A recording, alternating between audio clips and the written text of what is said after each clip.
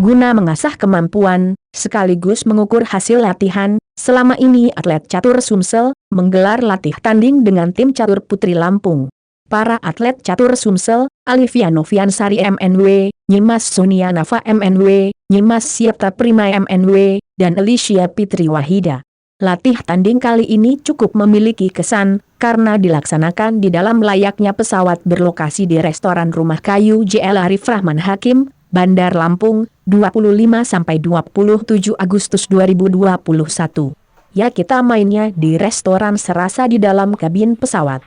Turut mendampingi atlet catur Sumsel terai maor ke Lampung kemarin ada kabit pertandingan Percasi Sumsel Pak Fahrudin WN, ungkap pelatih catur Sumsel, Nurdin Abu Bakar Sarjana Ekonomi, WN.